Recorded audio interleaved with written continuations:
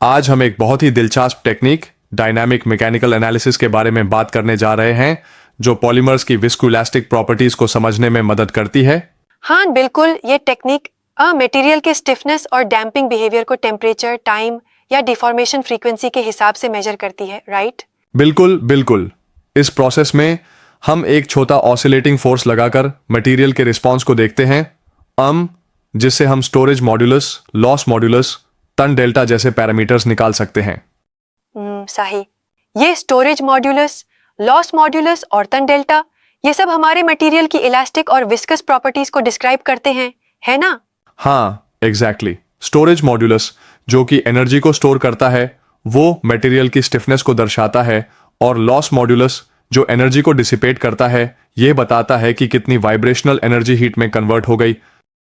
Yes Indeed. Ton delta को आप कैसे समझेंगे? Tan delta basically loss modulus और स्टोरेज मॉड्यूलस का रेशियो होता है, जिससे हम मैकेनिकल डैम्पिंग या इंटरनल फ्रिक्शन को असेस करते हैं। मतलब अगर टन डेल्टा वैल्यू कम है तो मटेरियल ज्यादा इलास्टिक माना जाता है। Right, exactly. और ये टेक्निक ASTM D4092 या ISO 6721-1 जैसे स्टैंडर्ड्स पर बेस्ड है, सही? बिल्कुल, ये स्टैंडर्ड्स इंश्योर करते हैं कि मेजरमेंट यूनिफॉर्म और कंपैरेबल हो अक्रॉस डिफरेंट लैब्स। इसीलिए ये टेक्निक्स बहुत ही रिलायबल है टेस्टिंग के लिए। परफेक्टली। अब अगर हम टेस्ट मेथड्स पर नजर डालें तो हम टेस्ट अरेंजमेंट्स जैसे 3 point bending, dual cantilever bending और सिंगल कैंटिलीवर यूज करते हैं। ये सब मटेरियल की प्रॉपर्टीज और ज्योमेट्री के हिसाब से चुने जाते हैं। 3 पॉइंट बेंडिंग टेस्ट के बारे में थोड़ा डिटेल में बताएं। हाँ, 3 पॉइंट बेंडिंग में स्पेसिमेन के 2 एंड सपोर्ट पर होते हैं और बीच में लोड अप्लाई किया जाता है। लेकिन ये तभी इफेक्टिव होता है जब स्पेसिमेन ज्यादा स्टिफ हो, जैसे मेटल्स या सिरेमिक्स। समझ आ रहा है। लेकिन एमोर्फस पॉलीमर्स की केस में ये अरेंजमेंट सही नहीं रहेगा क्योंकि उनका सॉफ्टनिंग बिहेवियर होता है, राइट? बिल्कुल सही कहा आपने। एमोर्फस पॉलीमर्स में जब टेम्परेचर उनके ग्लास ट्रांजिशन के बाद लो मॉड्यूलर स्टेट में चले जाते हैं तो 3 पॉइंट बेंडिंग से एक्स्ट्रा शियर स्ट्रेस पड़ सकता है, जिससे रीडिंग्स डिस्टॉर्ट हो सकती हैं। Absolutely, that's a valid point. इसीलिए डुअल कैंटिलीवर और सिंगल कैंटिलीवर अरेंजमेंट्स को अनस्पेसिफिक केसेस में अडॉप्ट किया जाता है। डुअल कैंटिलीवर में स्पेसिमेन दोनों सपोर्ट्स से क्लैंप होता है, जिससे इनर्शियल इफेक्ट्स को मिनिमाइज किया जाता है। और सिंगल कैंटिलीवर अरेंजमेंट उन स्पेसिमेंस के लिए आइडियल है जो हीटिंग पर काफी एक्सपैंड करते हैं, जहां डुअल कैंटिलीवर से डिस्टॉर्शन हो सकता है। हाँ बिल्कुल। सिंगल कैंटिलीवर में स्पेसिमेन को एक तरफ से सपोर्ट करके एक्यूरेट मेजरमेंट लिया जाता है, स्पेशली जब ऑल्टरनेट कंप्रेशन और टेंशन के इफेक्ट्स इंपॉर्टेंट होते हैं। Exactly, that's a clever workaround. अब अगर हम टेंसाइल मोड की बात करें तो ये कैसे परफॉर्म होता है? टेंसाइल मोड में स्पेसिमेन को ऊपर और नीच क्लैंप करके उस पर टेंसाइल लोड अप्लाई किया जाता है ताकि बकलिंग से बच सके। ये मेथड्स छोटे स्पेसिमेंस जैसे फिल्म्स और फाइबर्स के लिए पर्टिकुलरली यूजफुल होते हैं, स्पेशली जिनकी मॉड्यूलस लो या मीडियम रेंज में होती है। हाँ, दैट्स राइट। प्रॉपर्ली समझा रहे हो आप। पर कंप्रेशन मोड के चैलेंजेस भी होते हैं, जैसे बकलिंग थिन स्पेसिमेंस में या हिंडर्ड डिफॉर्मेशन थिक स्पेसिमेंस में। बिल्कुल। कंप्रेशन मोड में हम सेवरल फैक्टर्स जैसे यूनिएक्सियल वर्सेस बल्क कंप्रेशन और स्पेसिमेन ज्योमेट्री को ध्यान में रखते हैं। थिन स्पेसिमेंस बकलिंग का इशू फेस कर सकते हैं, और थिक स्पेसिमेंस में deformation at supports accurate modulus determination को मुश्किल बनाता है। एब्सोल्युटली। और शेयर लोडिंग भी एक इंटरेस्टिंग अरेंजमेंट है। इसमें स्पेसिमेन एक सैंडविच कॉन्फ़िगरेशन में होता है, जहां central push road share displacement provide करता है, जो सॉफ्ट मटेरियल्स के लिए सूटेबल होता है। ये टेक्निक टेम्परेचर चेंजेस के लिए बहुत सेंसिटिव होती है, राइट? जो थर्मल ट्रांजिशंस जैसे ग्लास ट्रांजिशन को एक्यूरेटली कैप्चर कर लेती है। हाँ बिल्कुल। डीएमए की वजह से सेकेंडरी ट्रांजिशंस भी क्लियरली ऑब्जर्व किए जा सकते हैं, जो शायद डीएससी या डीटीए से मिस हो जाते हैं। ग्लास ट्रांजिशन के दौरान स्टोरेज मॉड्यूलस का स्टीप ड्रॉप और लॉस मॉड्यूलस का पीक क्लियर तरीके से देखने को मिलता है। Exactly, that's very crucial. लेकिन एक चीज मुझे थोड़ी सी क्वेश्चनेबल लगती है, क्या ये डीएमए टेक्निक हर मटेरियल के लिए उतनी ही इफेक्टिव है या कुछ केसेस में लिमिटेशंस भी हैं? अच्छा ऑब्जर्वेशन है, बिल्कुल। डीएमए मेनली पॉलीमर्स और विस्कोइलास्टिक मटेरियल्स के लिए बेस्ट सूटेड है, लेकिन कुछ हेट्रोजीनियस मटेरियल्स या कंपोजिट्स में अगर स्ट्रक्चर कॉम्प्लेक्स हो तो इंटरप्रिटेशन थोड़ा चैलेंजिंग हो सकता है। That's a fair critique.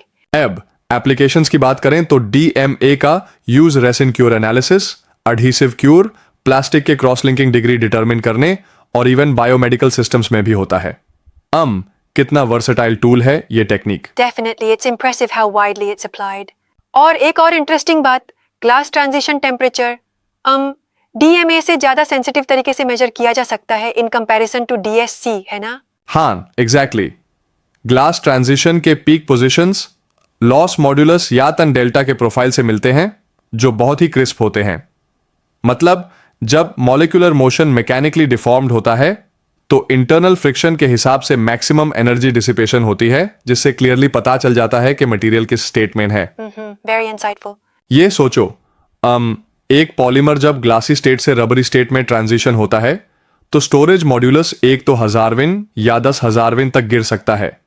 इसी वजह से लॉस फैक्टर इनिशियली सप्रेस्ड होता है और उसका पीक लॉस मॉड्यूलस के पीक से थोड़ा हायर टेम्परेचर पर आता है। Absolutely, that nuance is quite interesting.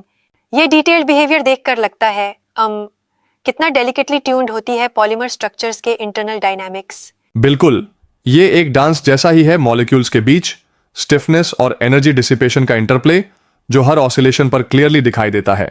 Yeah, exactly. और एक और ऑब्जर्वेशन, डीएमए टेक्निक्स न सिर्फ quantitative but qualitative data provide करते हैं। डिफरेंट ट्रांजिशन टेम्परेचर्स, सब टीजी ट्रांजिशंस, सब कुछ एक ही एक्सपेरिमेंट से कैप्चर हो जाता है। That's very efficient indeed. आपको क्या लगता है इस टेक्निक का फ्यूचर में रोल कैसे इवॉल्व करेगा, स्पेशली हाई परफॉर्मेंस पॉलीमर्स और कंपोजिट्स के एनालिसिस में? मैं समझता हूं कि जहां एडवांस मटेरियल्स की डिमांड बढ़ रही है वहां डीएमए के टेक्निक्स भी इवॉल्व होंगी।